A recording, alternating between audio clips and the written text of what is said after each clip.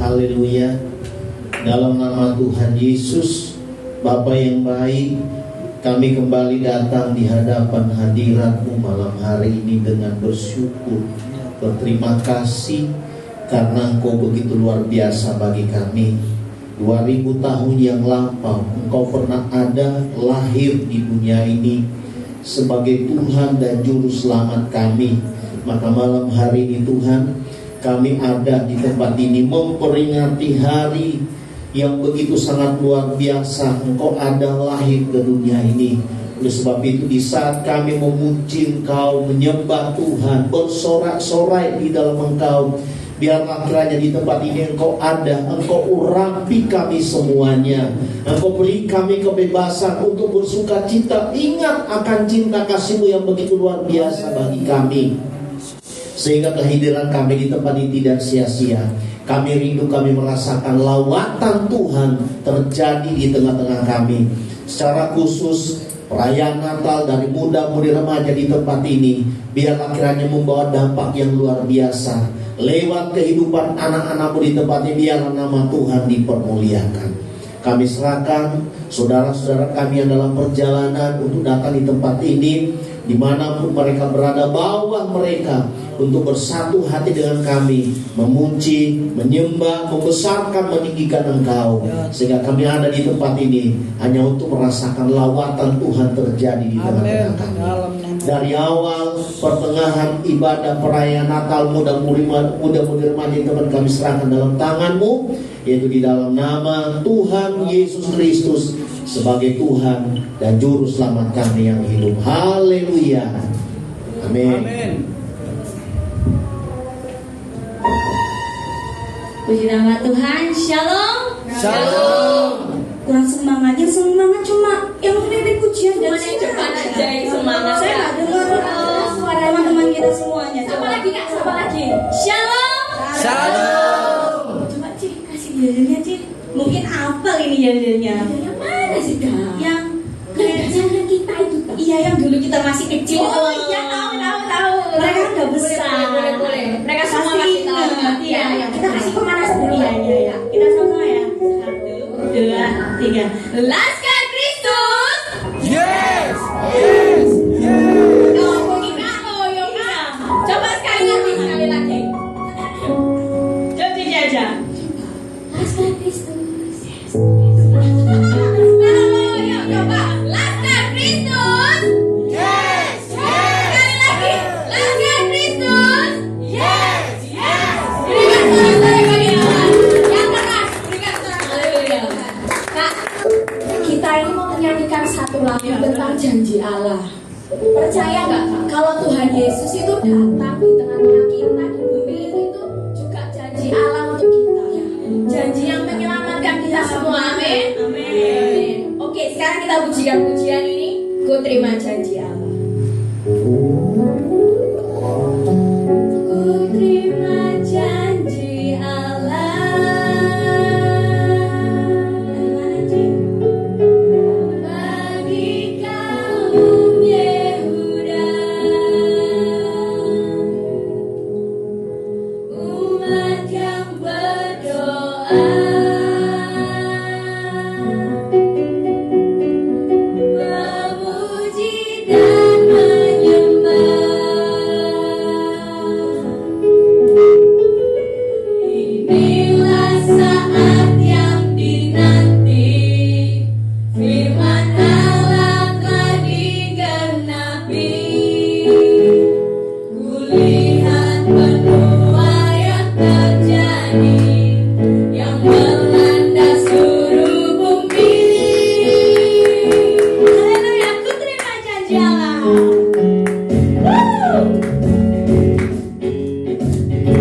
Semuanya tepuk tangan untuk Tuhan.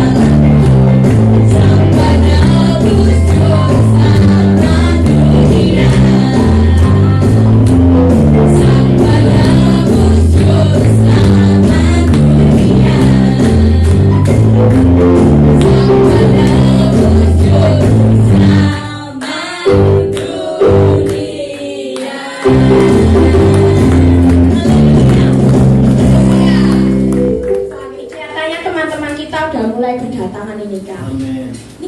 Ini enaknya kita turun aja Kak. Ya, turun Kak. Biar lebih semangat tadi Kak. Sini aja. Ya. Coba. Shalom saudara-saudaraku. Shalom. Boleh maju dulu di sini. Isi yang di depan dulu ayo. Maju. Kalau apa maju aja diisi yang di depan ini biar nggak kosong. Ayo maju. Nggak apa nggak usah malu-malu. Nah maju.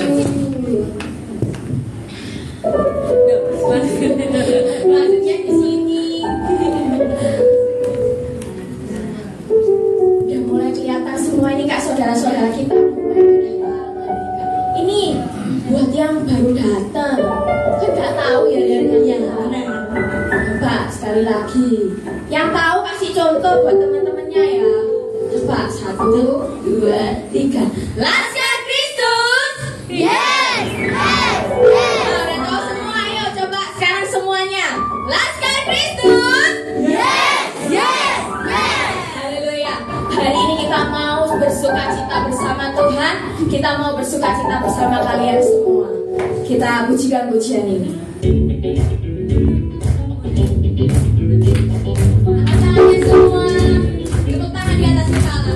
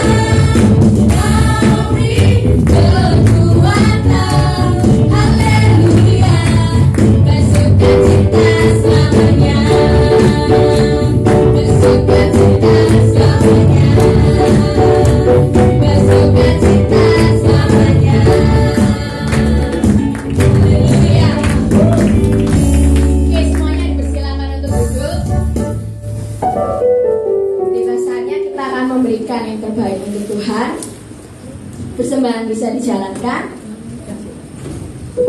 Kita pujikan pujian kasih yang begitu besar.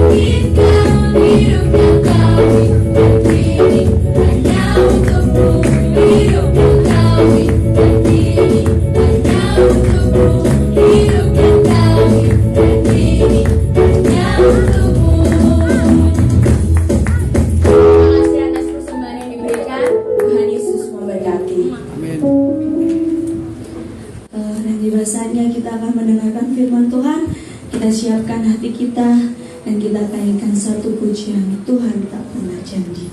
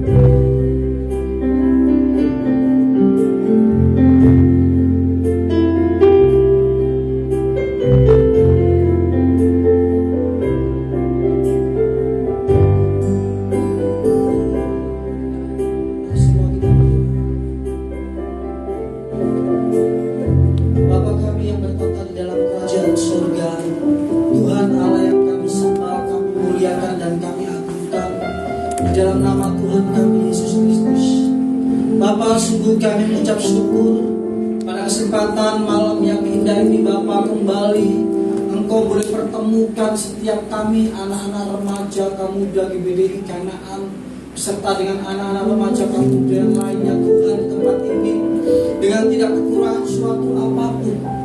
Itu semua karena kasih dan anugerah-Mu yang telah Engkau limpahkan dalam setiap kehidupan kami. Bapa, pada kesempatan malam yang indah ini Bapa, setiap kami merasakan sukacita sebab kami merasakan bagaimana Sang Juru Selamat penebus kami. Saat ini kami sedang merayakan hari akan kelahirannya yang begitu luar biasa. Maka sebab daripada itu Tuhan, biarlah segala pujian penyembahan yang telah dan sudah kami naikkan hari ini boleh naik ke tatamu yang kudus, boleh menjadi satu persembahan yang harum di hadapan Engkau dan senantiasa boleh menyenangkan hati-Mu Tuhan.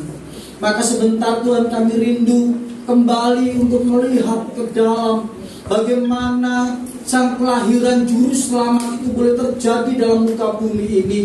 Maka Tuhan izinkan setiap kami pada hari ini, malam hari ini Tuhan, untuk kembali kami boleh menyelidiki kebenaran daripada firman-Mu, sehingga kebenaran firman itu boleh menjadi satu perenungan dalam kehidupan anak remaja Kamuda tempat ini, sehingga mereka semakin menyadari, selain mencintai Tuhan Yesus, bagaimana Allah yang kudus itu, bagaimana sang firman itu boleh turun ke dalam dunia menjadi manusia. Maka sebab daripada itu Tuhan, hari ini kami persiapkan hati dan pikiran kami persiapkan hidup kami persiapkan diri kami untuk kami dapat boleh duduk diam Tuhan dan menyelidiki akan kebenaran firman-Mu. Maka sebab daripada itu Tuhan, kami menyerahkan seluruh kehidupan kami sepenuhnya ke dalam tangan-Mu. Roh Kudus sebagai penolong dalam kehidupan kami mohon untuk senantiasa ada dalam setiap hati kami saat ini, menolong kami untuk mengertikan kami Tuhan tentang firman-Mu yang akan tersampaikan pada hari ini. Pribadi hamba-hamba serahkan ke dalam tangan-Mu, biarlah bukan oleh karena kepandaian atau mulut bibir lidah hamba-Mu yang menyampaikan kebenaran, dan biarlah tersampaikan itu semua dari Roh Kudus sendiri Bapa. Oleh sebab itu Tuhan, sembunyikan hamba-Mu ini di belakang salib-Mu, tutup bungkus hamba-Mu ini dengan darah-Mu yang kudus. Terima kasih Tuhan, kami siap untuk mendengarkan isi hati-Mu, kami siap untuk belajar tentang kebenaran firman-Mu. Di dalam satu nama, yaitu Tuhan kami Yesus Kristus, kami berdoa dan ucap syukur. Haleluya. Amin. Puji nama Tuhan. Silakan duduk. Shalom. Luar biasa. Hari ini saya merasa bangga karena saya bisa berdiri di tengah-tengah anak remaja Kamuda di tempat ini. Generasi-generasi penerus bangsa, generasi-generasi gereja yang akan datang, yang akan membawa gereja Tuhan masuk di dalam kebenaran demi kebenaran. Dan itu juga akan menjadi satu tanggung jawab daripada anak-anak Tuhan tempat ini, khususnya anak remaja Kamuda. Amin. Oleh sebab itu pada hari ini mari kita akan belajar tentang kebenaran firman Tuhan. Hari ini kita merayakan, ini adalah Natal Kamuda Remaja untuk GBDI Kanaan, merayakan akan hari daripada kelahiran Tuhan kita Yesus Kristus. Kita mau belajar lagi di dalam bagaimana riwayat daripada kelahiran itu dan apa faedahnya buat umat manusia. Maka pada hari ini tema yang akan saya berikan kepada anak remaja kamu di tempat ini adalah kelahiran Yesus Kristus adalah anugerah buat umat manusia. Amin. Kelahiran Yesus Kristus adalah anugerah buat umat manusia. Jadi bukan buat umat Kristen saja, bukan buat orang yang percaya kepada Yesus, bukan. Tetapi kelahirannya itu adalah suatu anugerah buat bumi ini, buat dunia ini, buat manusia di muka bumi ini. Sehingga ketika itu menjadi anugerah dan setiap orang boleh menerima sebagai Tuhan dan Juru Selamat, maka kehidupan mereka akan diselamatkan. Sebab itulah yang diinginkan oleh Allah kita bagi anak-anak Tuhan, khususnya bagi manusia, supaya mereka boleh kembali kepada citra yang semula. Oleh sebab itu mari kita akan belajar bersama-sama. Kita buka ya di dalam Injil Lukas pasal yang kedua. Kita akan belajar bersama-sama ya. Injil Lukas pasalnya yang kedua.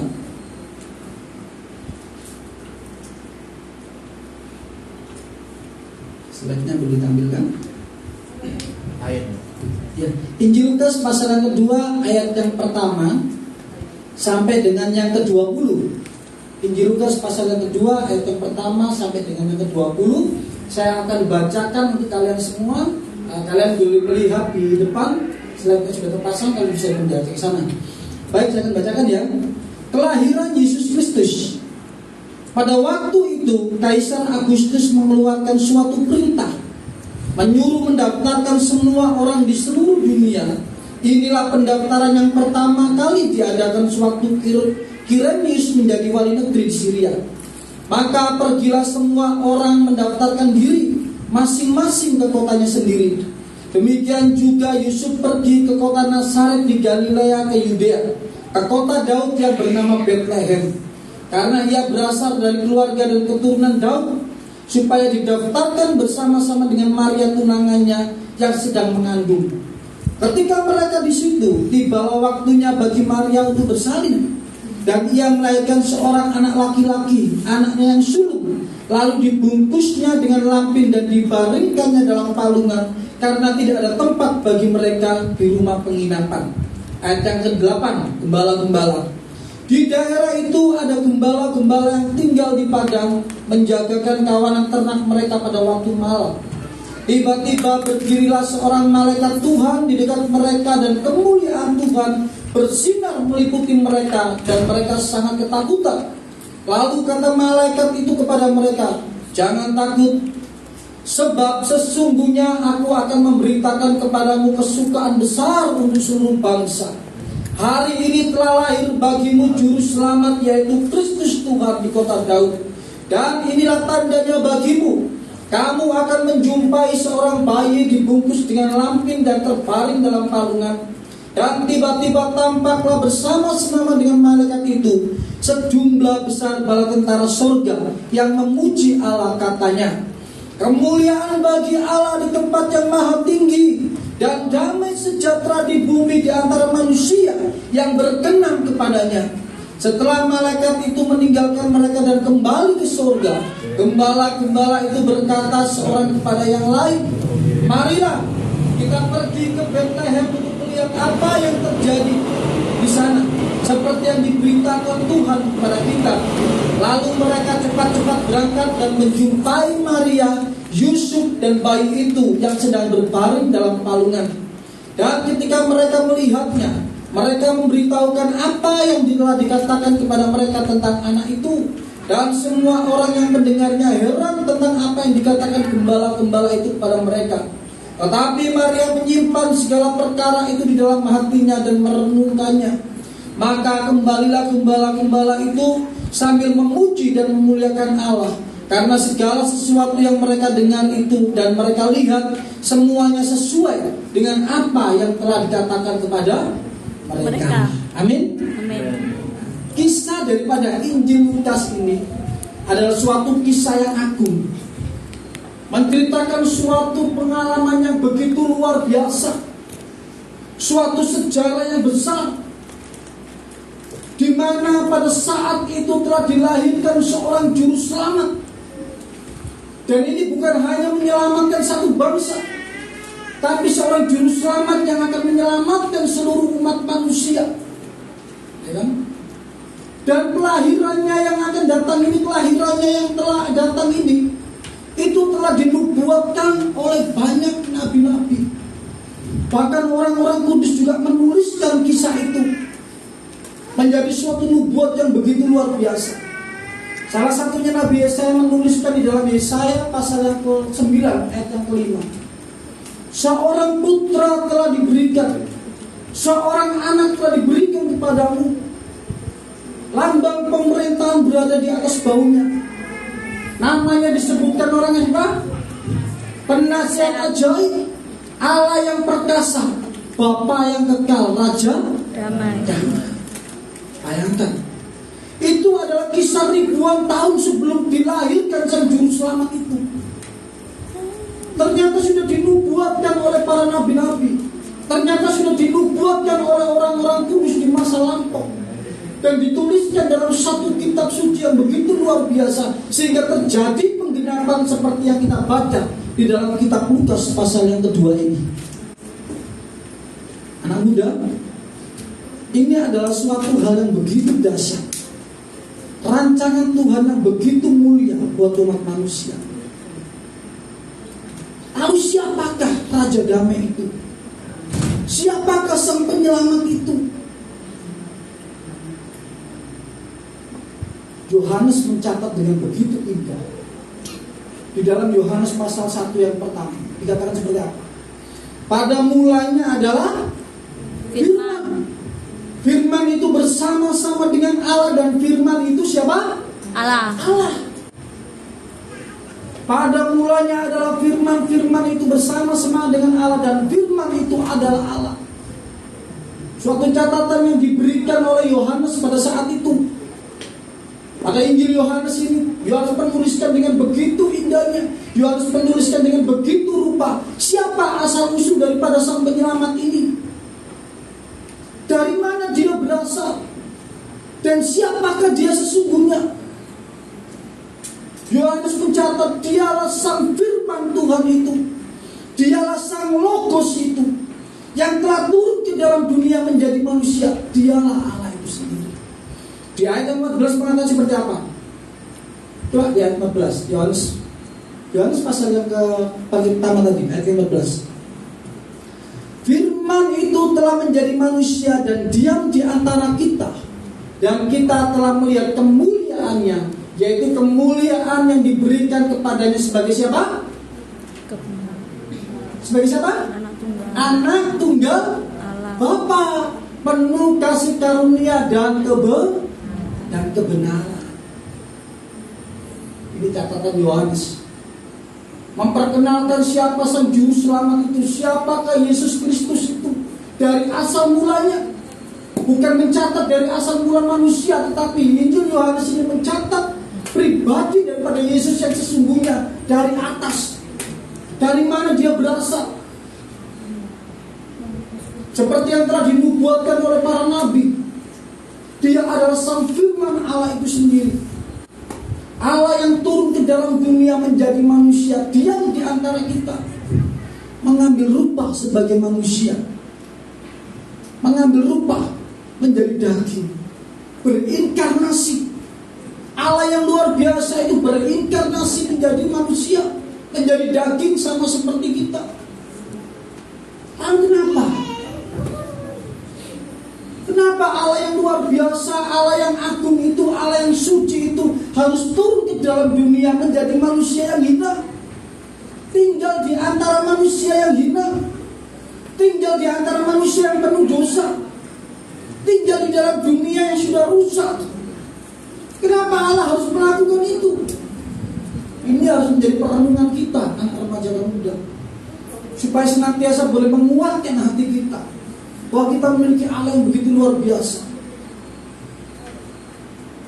Ini harus menjadi satu perenungan buat kita. Kenapa Allah itu harus turun ke dalam dunia, berinkarnasi menjadi manusia? Kenapa? Maka untuk menjawab pertanyaan ini, kita harus kembali kepada kisah daripada apa? Penciptaan alam semesta dan jatuhnya manusia di dalam dosa. Kenapa Allah harus turun? Kita harus kembali ribuan tahun yang lampau. Bahkan bisa dikatakan itu adalah masa-masa yang begitu lama. Itu harus terjadi. Coba kita lihat ya, di dalam kitab Kejadian, kitab Kejadian pasal yang ketiga, ini akan menjawab daripada kitab Perjanjian Baru kita. Bagaimana Allah itu harus turun ke dalam dunia? Mengapa Allah itu harus turun ke dalam dunia menjadi manusia dan menjadi daging? Ini awal kisahnya. Saya akan ceritakan dulu ya. Pasal 1, pasal 2, dan pasal 3. Saya tidak akan baca, saya akan ceritakan. Pada saat Allah menciptakan manusia di muka bumi ini, pada saat Allah menciptakan alam semesta dan isinya serta manusia di muka bumi ini, alam semesta ini diciptakan Tuhan begitu sempurna, begitu indahnya, ya kan? Sehingga segala sesuatu yang ada di muka bumi ini semuanya itu indah yang diciptakan oleh Tuhan. Firman Tuhan mengatakan bahwa jadilah terang, maka terang itu jadi, maka dilihat terang itu jadi, maka itu baik. Jadilah binatang yang di darat, binatang yang di laut, binatang yang di udara dan lain sebagainya, pohon-pohon, tumbuh-tumbuhan, dan Tuhan lihat bahwa semuanya itu apa? Baik. Bahkan dalam membangun suatu taman, yaitu Taman Eden. Di dalam taman itu terdapat berbagai macam sungai yang menghasilkan batu-batuan, yang menghasilkan intan-intan permata yang begitu indah. Hasil daripada taman itu begitu luar biasa. Karena pada saat itu masih belum ada dosa, sehingga bumi itu begitu asri dan begitu indah. Dan Tuhan Allah menciptakan manusia untuk merawat taman itu. Pasal yang kedua, Allah berfirman seperti ini kepada manusia. Hei manusia, rawatlah taman ini dan segala pohon-pohonan tempat ini, buah-buahan yang ada di tempat ini, boleh kau makan buahnya. Tapi Tuhan memberikan satu perintah. Untuk pohon berpengetahuan baik dan jahat itu jangan engkau makan. Sebab ketika engkau memakan buah itu, engkau akan Mati. binasa, engkau akan mati. Maka perintah itu ketika diberikan oleh manusia, manusia menerima perintah itu. Hingga suatu saat dalam perjalanannya, datanglah iblis yang menyerupai sebagai apa? Ular. Lambang daripada iblis ini ular. Di pasal yang ketiga menceritakan bahwa demikian. Ayat yang pertama, manusia jatuh ke dalam dosa. Saya akan bacakan. Adapun ular ialah yang paling cerdik daripada segala binatang di darat yang dijadikan oleh Tuhan Allah. Ular itu berkata kepada perempuan itu, tentulah Allah berfirman semua pohon dalam taman ini jangan kamu makan buahnya, bukan? Lalu sahut perempuan itu kepada ular itu, buah pohon-pohon dalam taman ini boleh kami makan. Tetapi tentang buah pohon yang ada di tengah-tengah taman, Allah berfirman, jangan kamu makan ataupun raba buah itu, nanti kamu akan mati. Iblis mulai memutarbalikkan fakta. Ketika iblis datang, iblis tidak mau bahwa ciptaan Allah yang manusia ini menjadi makhluk yang nantinya akan hidup terus dengan Tuhan. Iblis berusaha untuk merusak rencana Tuhan. Dengan cara bagaimana? Dengan cara ingin menjatuhkan manusia itu dengan menipu daya. Di pasal yang kedua ayat yang ke ini, coba lihat.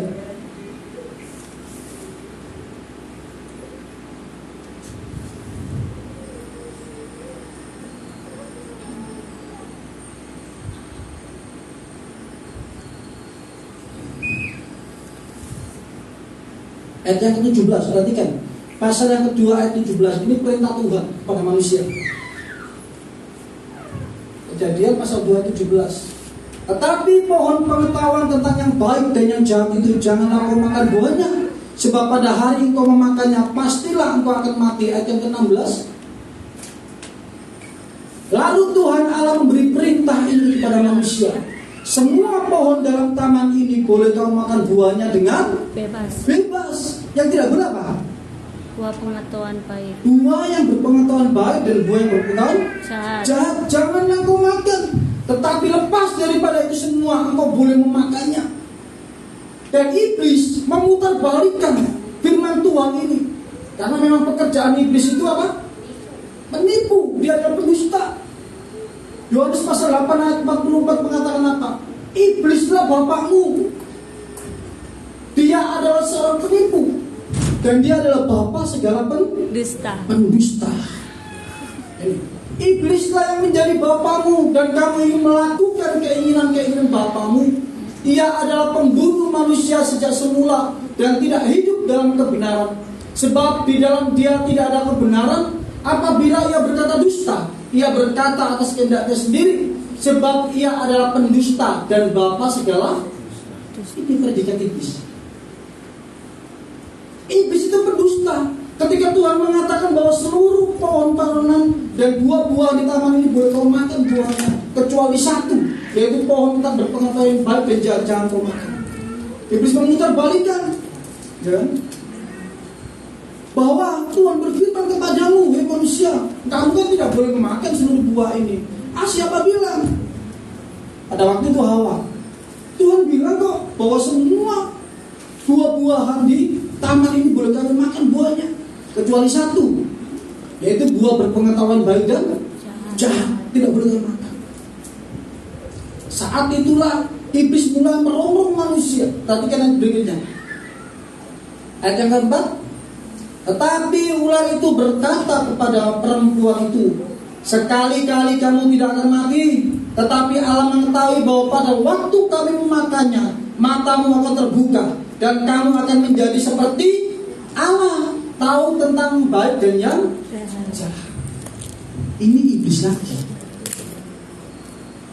Kita tahu ya, sejarah iblis itu sebenarnya Tuhan tidak pernah menciptakan iblis. Tuhan menciptakan para malaikat di surga.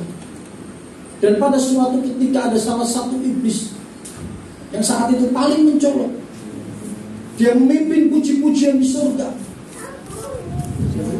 Sang Lucifer itu, dia memimpin puji-pujian di surga.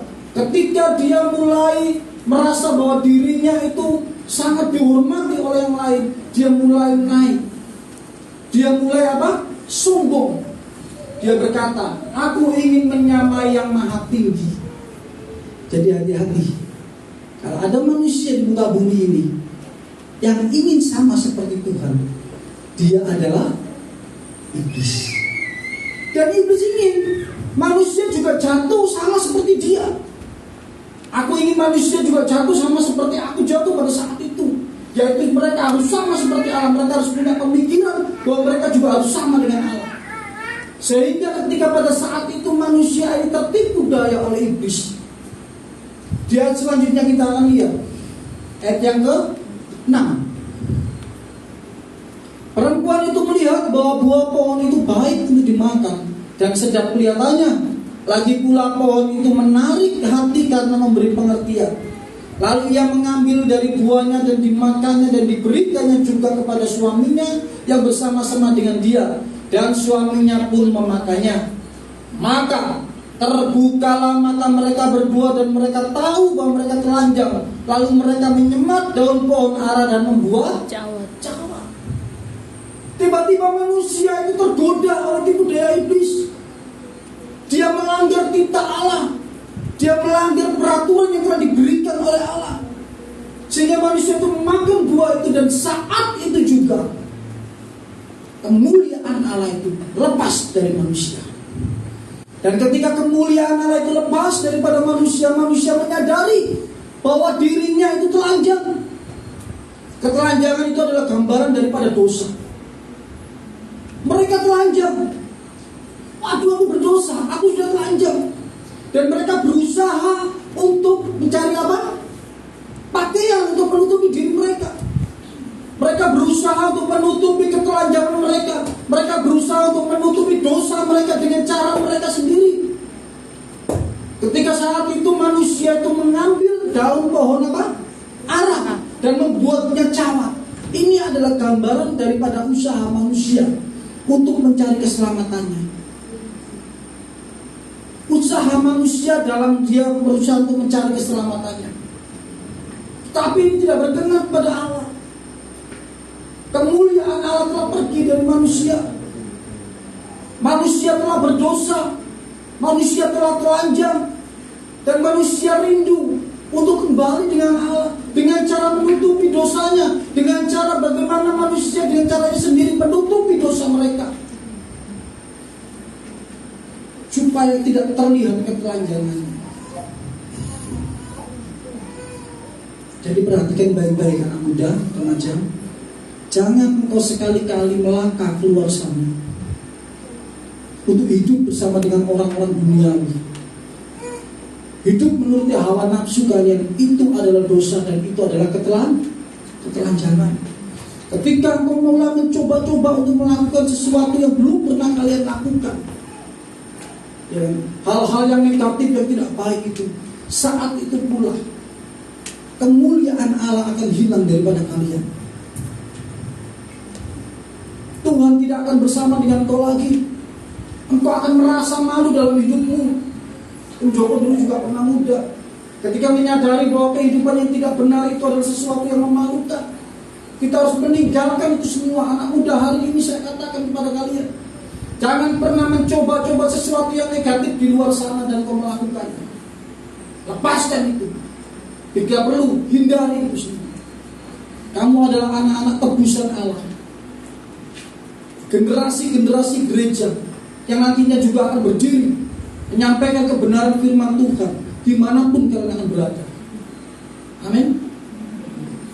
Dan ketika manusia ini, kita lanjut ya, manusia ini jatuh ke dalam dosa dan mereka menyadari bahwa diri mereka telanjang.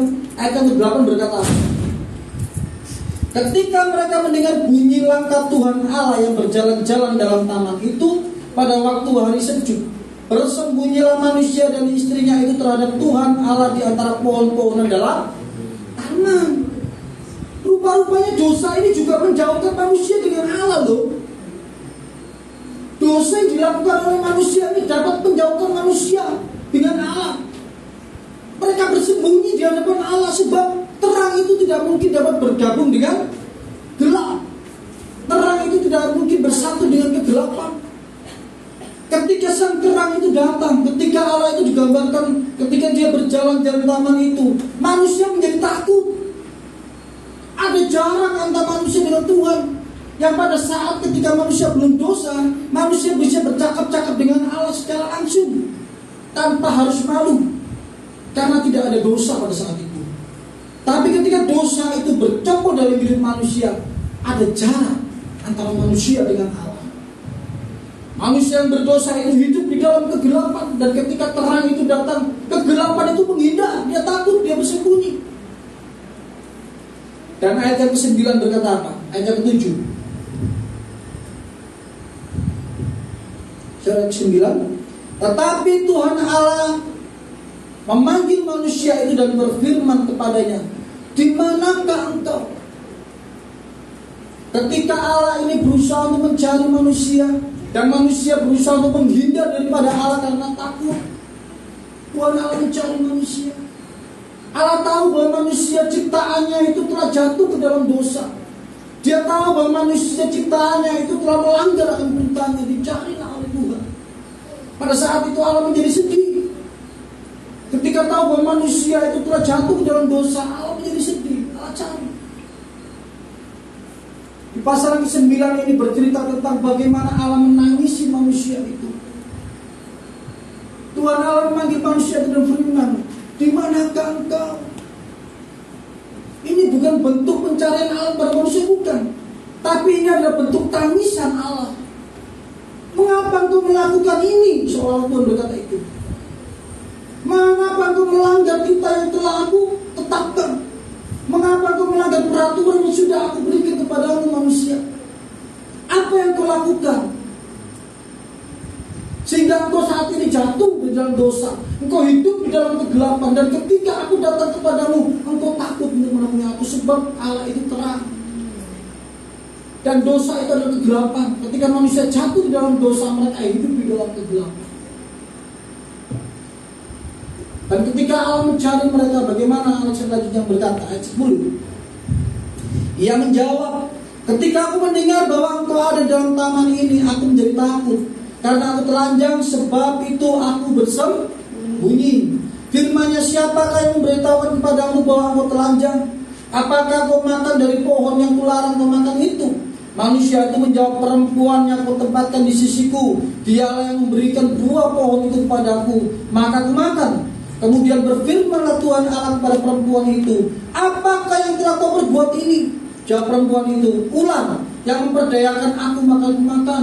Lalu berfirmanlah Tuhan Allah kepada ular itu, karena engkau berbuat demikian, terkutuklah engkau di antara segala ternak, di antara segala binatang hutan. Dengan perut pula engkau akan menjalar, dan debu tanah akan menjadi makananmu seumur hidupmu. Aku akan mengadakan permusuhan antara engkau dan perempuan ini, antara keturunanmu dan keturunannya. Keturunannya akan meremukkan kepalamu, dan engkau akan meremukkan tumitnya. Firman-Nya kepada perempuan itu, susah payahmu waktu mengandung akan kubuat sangat banyak. Dengan kesakitan engkau akan melahirkan anakmu, namun engkau akan birahi kepada suamimu dan ia akan berkuasa atasmu. Lalu firman-Nya kepada manusia itu, karena engkau mendengarkan perkataan istrimu dan memakan dari buah pohon yang telah kuperintahkan kepadamu, jangan makan daripadanya, maka terkutuklah tanah karena engkau. Dengan bersusah payah engkau akan mencari rezekimu dari tanah seumur hidupmu. Semak duri dan rumput duri yang akan dihasilkan bagimu, dan tumbuh-tumbuhan di padang akan menjadi makananmu. Dengan berpeluh engkau akan mencari makananmu sampai engkau kembali lagi menjadi tanah, karena disitulah engkau diambil, sebab engkau ini debu, dan engkau akan kembali menjadi debu.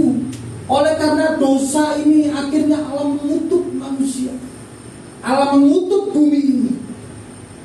Sebab upah dosa adalah maut, menurut Roma pasal yang ke-6 ayat yang ke-23. Sebab upah dosa itu adalah maut. Tetapi kasih karunia Allah apa? Menyelamatkan umat. Sebab upah dosa ialah maut, tetapi karunia Allah ialah hidup yang kekal dalam Kristus Yesus Tuhan kita. Ketika manusia ini berbuat dosa, maka konsekuensi yang harus mereka hadapi adalah satu: maut yang akan menjadi konsekuensinya mereka. Maut yang akan menjadi upah buat mereka. Jadi anak muda remaja hari ini, sekali lagi saya ingatkan, jangan bermain-main dengan dosa. Jangan bermain-main dengan hidupmu. Amin. Ketika engkau tahu bahwa itu adalah jalan yang salah, ketika engkau tahu bahwa itu adalah jalan yang berdosa, hindari itu. Jangan pernah kalian melangkah di sana. Hal-hal yang negatif yang telah dilarang, yaitu perbuatan-perbuatan daging, jauhi itu semua, maka engkau akan hidup. Sebab upah dosa ialah maut, tetapi karunia Allah ialah hidup yang kekal di dalam Kristus Yesus Tuhan kita. Amin ya. Dan ketika saat itu, ketika manusia itu jatuh dalam dosa, Tuhan tidak ingin ciptaannya ini nantinya akan binasa. Tuhan gak mau ciptaannya ini nanti akan kekal di dalam neraka. Maka Tuhan dengan caranya, dengan cara Allah sendiri, melakukan satu tindakan yang begitu luar biasa. Nah, ini adalah satu gambaran akan Sang Juru Selamat. Bagaimana itu? Ayat berikutnya ya. Ayat yang ke-21 dari Kejadian pasal 3. Dan Tuhan Allah membuat pakaian dari kulit binatang untuk manusia dan untuk istrinya itu, lalu mengenakannya kepada mereka. Tadinya mereka pakai enggak? Pakai. Dengan cara mereka sendiri, mereka berusaha untuk menyelamatkan diri mereka, berusaha untuk menutupi dosa mereka. Dengan apa? Mengambil daun pohon ara dan dijadikan kawat. Ini adalah gambaran usaha manusia untuk mencapai keselamatannya. Aku gak perlu menerima Yesus Kristus sebagai Tuhan dan Juru Selamat. Yang penting aku berbuat baik, aku mengumpulkan amal-amal baik, aku bersedekah kesana kemari dan sebagainya. Tetapi usahamu itu, firman Tuhan katakan, itu percuma saja. Usaha manusia itu bagaikan kain kotor di hadapan Allah, tidak layak. Bukan begitu caranya. Engkau tidak akan sanggup untuk melakukan yang namanya menutupi dosamu itu sendiri, bersembunyi dari dosamu, enggak. Tapi Allah melakukan dengan caranya, oleh karena kasih cintanya kepada manusia. Karena Tuhan tidak ingin manusia itu jatuh ke dalam dosa terlalu berlarut-larut. Tuhan tidak ingin manusia itu binasa dalam api yang kekal. Tuhan ingin menyelamatkan manusia. Maka rencana ini harus terjadi, yaitu dengan cara apa? Menumpahkan darah binatang di muka bumi. Untuk pertama kalinya terjadi dalam satu penciptaan, darah binatang itu tercurah di muka bumi, lalu kulitnya dipakaikan kepada manusia sebagai pakaian. Ini loh caranya. Karena kalian itu manusia daging yang memiliki darah dan nyawa. Ketika kamu melakukan dosa, maka harus ada penebusan. Dan yang menebus itu juga harus darah. Maka darah itu harus tercurah. Ini adalah gambaran suatu kisah yang akan datang, di mana nanti akan ada suatu pengorbanan, yaitu Yesus Kristus di atas kayu salib. Ini adalah satu cerita, ini adalah satu nubuatan, ya kan? Dan Allah akhirnya membuatkan pakaian dari manusia itu dari kulit binatang. Itu adalah lambang daripada pakaian keselamatan. Dan ketika itu semua dibuat oleh Tuhan, manusia diusir dari tanah Eden itu supaya manusia jangan jatuh lebih dalam lagi dalam dosa. Tuhan punya rencana untuk menyelamatkan umat manusia. Oleh sebab itu Tuhan tidak membiarkan manusia itu tetap tinggal di dalam taman Eden. Tuhan usir manusia itu supaya apa? Supaya manusia jangan memakan buah itu, sehingga dosa mereka menjadi dosa abadi, sama seperti iblis, sehingga tidak dapat diselamatkan. Maka Tuhan harus memisahkan manusia dari taman Eden itu keluar dan menjaga pohon taman berpengetahuan baik dan jahat itu, pohon itu, dengan malaikat-malaikat, ditempatkan pedang di dalam. Sekarang kita tahu ya. Dan sepanjang kitab perjanjian lama ditulis, ketika manusia melakukan dosa, ketika manusia ingin menebus dosa mereka, maka harus ada yang namanya penumpahan darah. Itu harus terjadi. Makanya ada persembahan Kain dan Habel. Kenapa persembahan Kain ditolak dan Habel diterima? Tuhan pilih kasih? Tidak. Tapi Tuhan sudah menetapkan suatu ketetapan, bahwa ketika engkau ingin mempersembahkan kepada Tuhan, harus ada darah yang tercurah. Habel melakukan itu, tetapi Kain tidak. Sehingga persembahan Habel itu diterima dan Kain tidak diterima. Apakah Allah beri kasih? Tidak. Karena itu sudah menjadi ketetapan Allah, dan itu sudah diberitahukan oleh manusia kepada manusia. Dan sepanjang kita perjanjian lama, kalau kita mau membaca keseluruhannya, ketika umat manusia itu melakukan pelanggaran dan dosa, mereka harus menebus dosa mereka dengan cara apa? Menumpahkan darah. Hingga pada saat waktunya bagi Nabi Musa menuliskan suatu ketetapan itu dalam suatu kitab, yaitu kitab Taurat, yang tertulis di dalam Imamat pasal yang keempat ayat 24. Perhatikan baik-baik ini, Imamat pasal 4 ayat 24. Ini ketetapannya.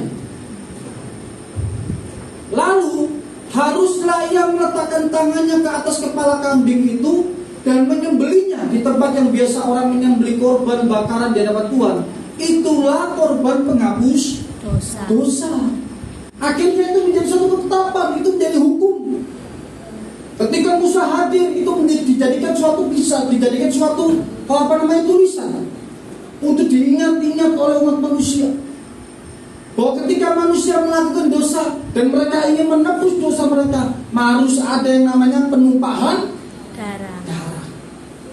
Lalu haruslah ia meletakkan tangannya ke atas kepala kambing itu, maksudnya orang yang berdosa tadi itu, dan menyembelihnya di tempat yang biasa orang menyembelih korban bakaran di hadapan Tuhan. Itulah korban penghapus dosa. Apa makna teologisnya ini? Apa sih makna rohaninya? Kok bisa seperti itu? Perhatikan baik-baik. Saya akan ceritakan kepada kalian dengarkan. Pada saat itu, ketika manusia itu berbuat dosa, maka manusia itu harus mempersembahkan korban, baik itu lembu atau sapi atau kambing atau domba, dan itu harus diletakkan di mezbah. Dan tangan manusia berdosa tadi itu akan diletakkan ke kepala daripada kambing, domba, sapi itu. Dan ketika didoakan, ya kan, kambing, domba itu disembelih, dosa manusia itu diampuni, dan dosa manusia itu dihukum melalui siapa? Kambing, domba tadi. Arti ya pastinya ya. Jadi itu maksudnya, manusia diampuni karena dia sudah mempersembahkan korbannya kepada Tuhan. Dan sebagai gantinya, Allah menghukum dosa itu melalui apa? Kambing, domba itu tadi ditumpahi tangan tadi. Itu makna teologisnya. Oh seperti itu Pak ya. Dan itu terus terjadi dari masa ke masa di dalam kitab perjanjian lama, sampai pada akhirnya penggenapan daripada nubuat itu terjadi.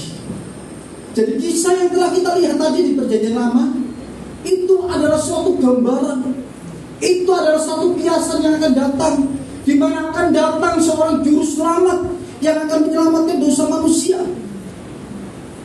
Ibrani pasal 9 ayat 9 berkata apa? Itu adalah suatu biasa di masa kini.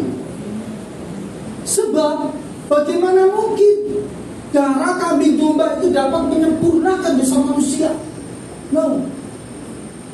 Itu hanya suatu gambaran saja. Di masa yang akan datang bahwa akan terjadi penyelamatan, itu akan terjadi. Itu adalah kiasan masa sekarang. Sesuai dengan itu dipersembahkan korban, dan persembahannya tidak dapat menyempurnakan mereka. Yang mempersembahkannya menurut hati nurani mereka. Seperti yang kita baca di kitab Perjanjian Lama tadi loh. Amin ya. Itu hanya gambaran, itu hanya kiasan. Dan tiba saatnya Allah melakukan suatu hal yang begitu luar biasa, yaitu menggenapi firman Tuhan, menggenapi nubuat daripada nabi-nabi itu. Karena yang berbuat dosa itu adalah manusia, Adam dan Hawa pada saat itu, yang adalah darah dan daging. Maka yang menghapus dosa itu juga harus manusia. Karena nggak adil dong, kalau dosa manusia harus ditebus dengan darahnya hewan. Mau nggak kita disamakan dengan hewan? Nggak mau ya. Nggak adil. Harus terjadi pengorbanan, dan yang menjadi korban itu adalah haruslah manusia. Tetapi manusia yang tidak bercacat dan tak bercela, manusia kudus. Ada nggak kira-kira? Ada. Nabi-nabi? Ada nggak? Roma pasal 3 ayat 23. Tidak ada seorang pun yang benar. Nggak ada. Enggak, Roma 3 ayat 23. Karena semua orang telah berbuat dosa dan telah kehilangan kemuliaan Allah. Semua manusia itu telah berdosa dan telah kehilangan kemuliaan Allah. Mereka telah terpapar oleh darahnya, dosanya Adam dan Hawa. Bukan berarti kita keturunan daripada Adam dan Hawa terus kita menanggung dosanya Adam dan Hawa. Enggak.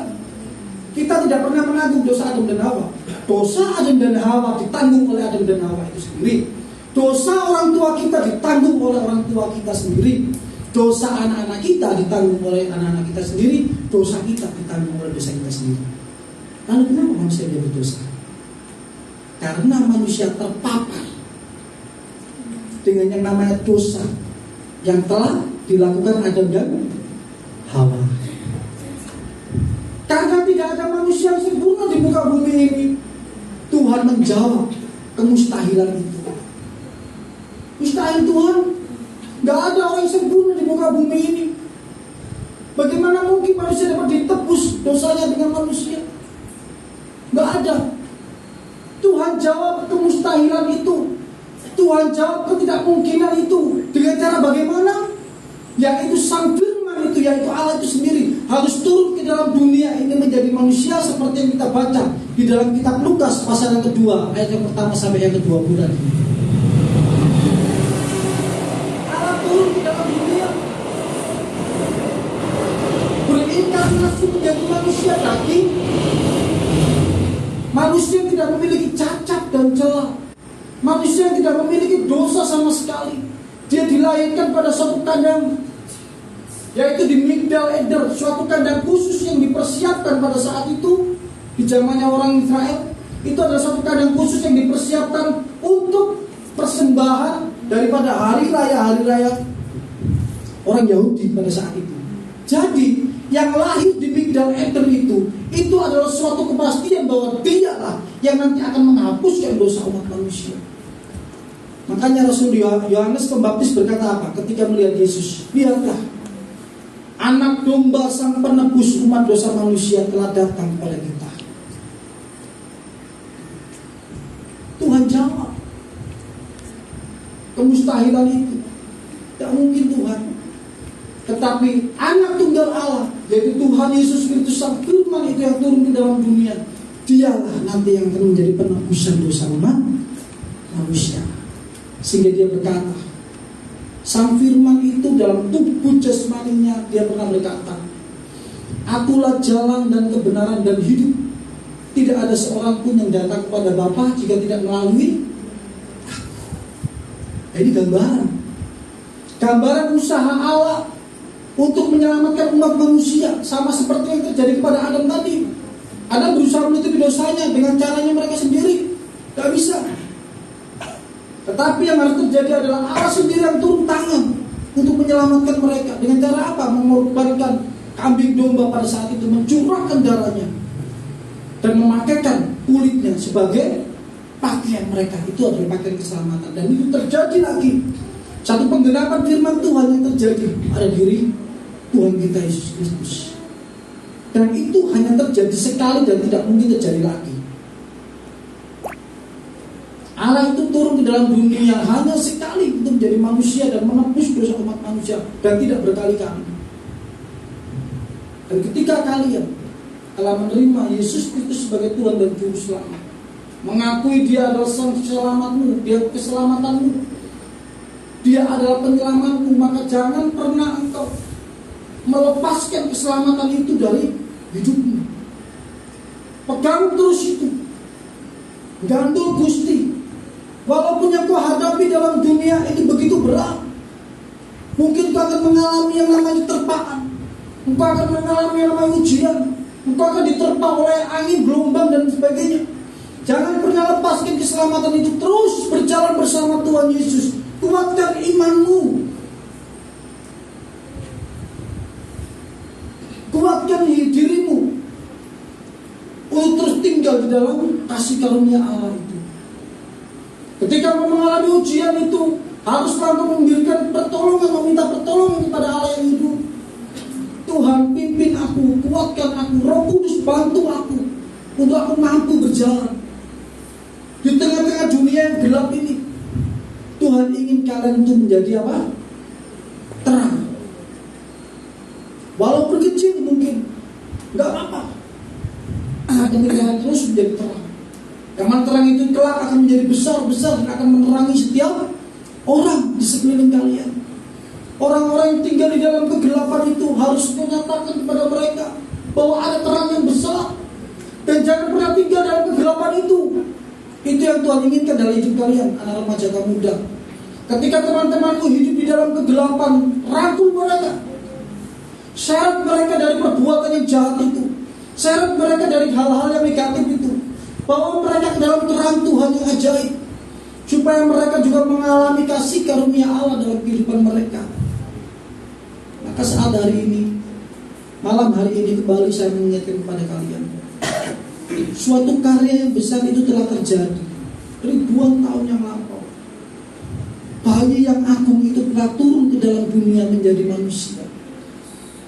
Dia yang telah dilahirkan di dalam kandang domba, yaitu Migdal Eder itu, adalah suatu gambaran kepada kita, adalah suatu pernyataan kepada dunia, adalah suatu harapan kepada dunia bahwa dunia ini akan diselamatkan.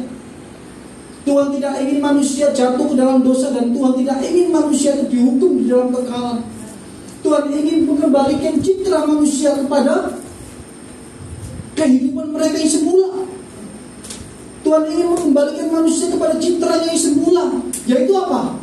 Hidup karib dengan Allah, hidup bersama dalam kemuliaan Allah, sehingga Tuhan rindu untuk membawa kita sebagai anak-anaknya itu lebih dekat lagi kepada Tuhan. Amin. Jadi itulah makna Natal itu. Kita dapat double ya, Natal dan Paskah. Ya, ini nggak bisa dipisah-pisah. Jika ada kelahiran Yesus Kristus, maka pasti akan terjadi yang namanya kematian bagi pengorbanan. Jika ada seperti itu, pasti nanti akan ada kebangkitan dan kenaikan. Hari ini, kepada setiap anak muda remaja, sekali lagi saya beritahu, waktu yang terindah buat kita, ketika kita menerima kasih karunia Allah, yaitu kelahiran Sang Juru Selamat ini ke dalam dunia menjadi penyelamat kalian, maka kalian wajib untuk memberikan yang terbaik buat Tuhan. Melalui apa? Melalui pujian penyembahanmu, melalui jalan-jalan hidupmu yang menuruti sesuai dengan perintah Tuhan. Dan jangan pernah lagi untuk kalian berbelok daripada jalan kasih karunia ini. Terus berjalan dalam terang itu, sehingga kelahiran Tuhan Yesus ke dalam dunia yang kita peringati hari ini, itu akan menjadi perenungan kita setiap saat, setiap waktu. Ketika engkau akan melakukan satu dosa, ingat bahwa Allah itu telah turun ke dalam dunia menjadi manusia. Dia telah disalibkan di atas kayu salib, mati buat kita. Darahnya tercurah buat korban penebusan dosa. Terus ingat itu dalam dirimu, dan itu jadikan perenungan dalam hidupmu, sehingga engkau semakin hari akan semakin dikuduskan. Seperti Bapa adalah kudus, maka engkau juga harus kudus. Amin. Saya tidak memperpanjang firman Tuhan, ya kan? Kiranya apa yang telah dan sudah tersampaikan hari ini melalui firman Tuhan yang kita dengar ini, kita menyadari satu hal, bahwa kita sedang menyambut bayi yang begitu luar biasa ini. Bayi yang agung ini, yang pernah terjadi dalam dunia. Satu sejarah yang pernah tercatat di dalam dunia, yaitu turunnya Sang Firman menjadi manusia untuk menjadi penebusan buat saudara dan saya. Amin. Yuk kita aminkan firman Tuhan ini dengan satu pujian. Saya undang kalian untuk semua untuk bangkit berdiri. Kita akan satu pujian.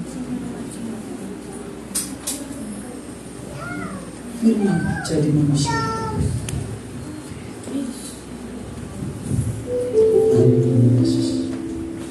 Kursi leader, saya undang untuk maju ke depan. Singer.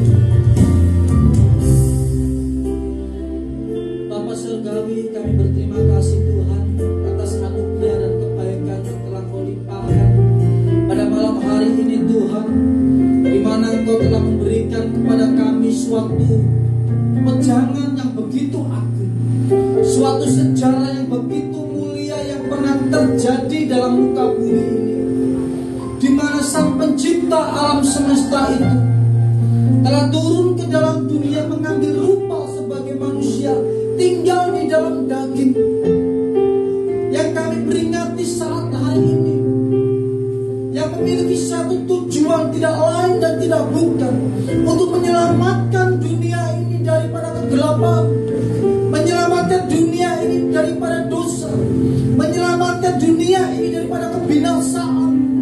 Sehingga Engkau sendiri, Allah yang luar biasa, Allah yang kudus dan agung itu, harus turun sendiri ke dalam dunia menjadi manusia. Sebab memang mustahil Tuhan bagi manusia untuk menutupi dosa mereka.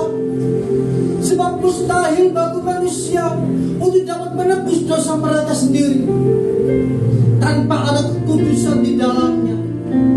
Dan Engkau menjawab kemustahilan itu melalui Sang Firman, yaitu Yesus Kristus, yang telah turun ke dalam dunia menjadi manusia, menjadi korban tebusan buat umat manusia.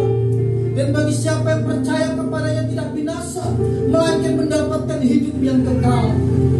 Terima kasih Bapa, terima kasih Tuhan.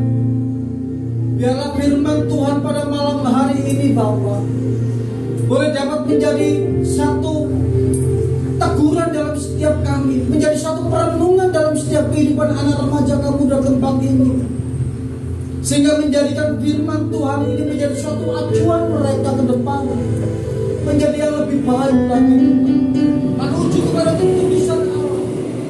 Maka sebab daripada itu Tuhan, kiranya Kau memberkati setiap anak remaja pemuda tempat ini, generasi-generasi penerus bangsa, generasi-generasi tiang-tiang gereja, generasi-generasi terang di akhir zaman ini Bapa.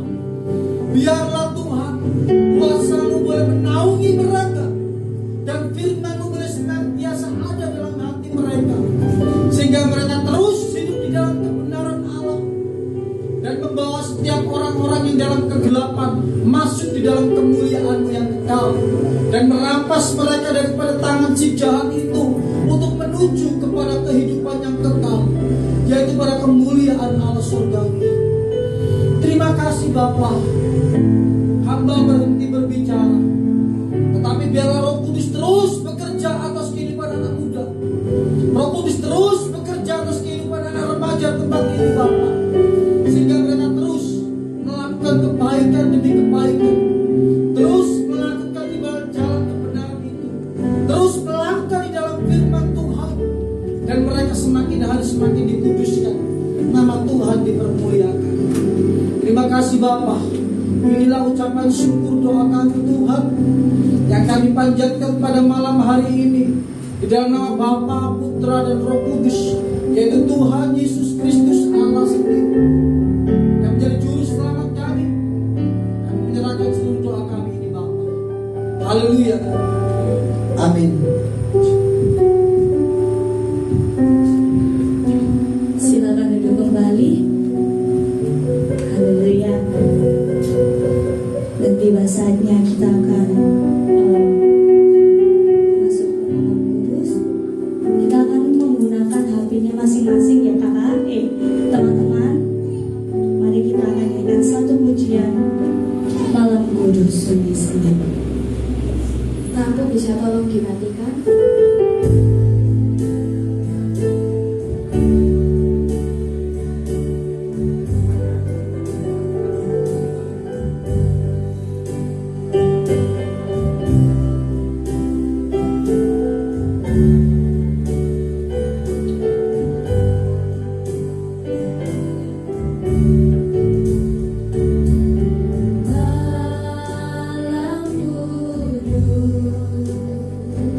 kudus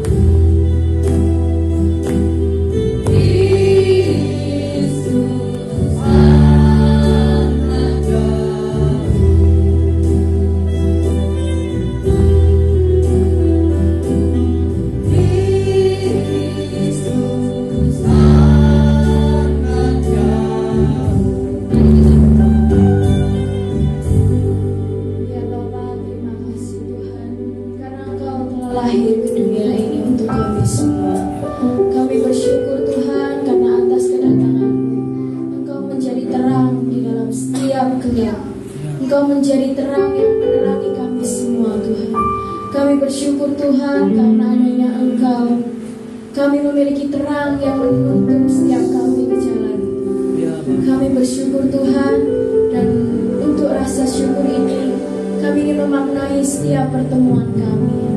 Kami ingin memaknai setiap ibadah kami dengan hati yang fokus hanya kepada-Mu Tuhan. Mulai saat ini kami berharap hanya kepada-Mu Tuhan. Bimbinglah setiap anak-anak-Mu di tempat ini. Bimbinglah setiap kaum muda-mudi dan remaja di tempat ini, agar selalu mau melayani-Mu, agar selalu berada di jalan. Kami mau Tuhan bahwa di tahun depan kami bisa berjalan bersama-sama untuk memuliakan-Mu. Terima kasih Tuhan Yesus, inilah doa kami. Kami serahkan semuanya ke dalam tangan-Mu. Haleluya. Amin. Lampu bisa dinyalakan kembali. Saya persilakan semuanya untuk duduk. Tiba saatnya kita akan mendengarkan puji-pujian. Dipersilahkan untuk Ibu Sofi maju ke depan. Haleluya. Ibu Sofi ini sudah berumur tapi semangatnya masih muda. Amin. Shalom. Shalom. Benar-benar. Shalom. Haleluya. Berikan kemuliaan bagi Tuhan. Saat ini saya merasa bersyukur saya bisa memuji Tuhan. Saya memuliakan anak-anak muda tempat ini merayakan Natal. Saya bersyukur Tuhan, karena Tuhan itu selalu baik bagi kita. Amin. Maka itu tetap setia. Tuhan selalu menopang dalam hidup kita. Walaupun saya salah manusia, tapi saya percaya Tuhan memberi kekuatan saya. Saya tidak mengenal siapa Tuhan yang kita andalkan hanya Yesus Kristus, Juru Selamat kita, menebus dosa kita. Itulah saya rindu untuk memuji Tuhan bila matahari terbenam. Bila matahari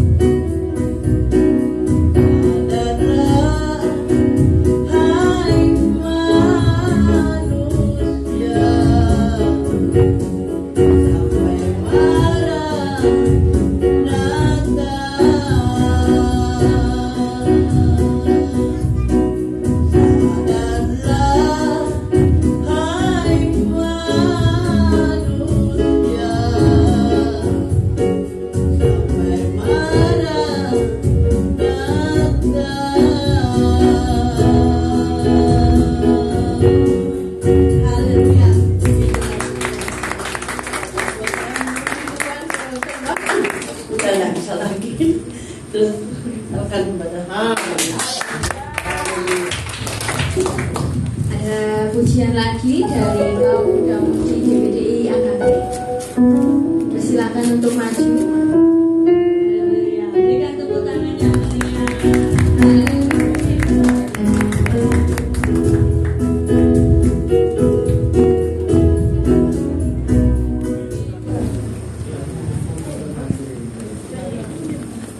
Yang dibawa pulang ya. Oke, shalom. Oke, kami dari grup band, bukan grup band ya. Ya, kami dari kaum pemuda GBDI AKP Bola Banteng akan mempersembahkan sebuah pentas seni ya. Gak tahu, bingung mau nyebutnya apa. Perkenalkan singkat saja, karena kalau nggak kenal nggak sayang, kalau nggak sayang nggak jadian ya. Biar. Perkenalkan, nama saya Christian. Terus yang kakak yang cantik ini namanya Kak Alen. Terus konsum. Oh iya, maaf. Maskeran terus soalnya. Ini kakak yang ganteng ini Kak Gabriel. Terus ada Kak Niko, ada Kak Shalom, ada Kak Jessica. Terus yang pojok baju merah, iya baju merah itu ya. Yang pojok baju merah itu ada Kak Ade. Terus ada Kak Fani, Kak Vero, Kak Esther, sama Kak Dana. Yang personil belakang layarnya ada Pak Ferry, oh bukan ya. Ada Kak Marta, oke? Semoga kalian enjoy dengan apa yang akan kami persembahkan. Terima kasih. Oke. Usaha. Usaha.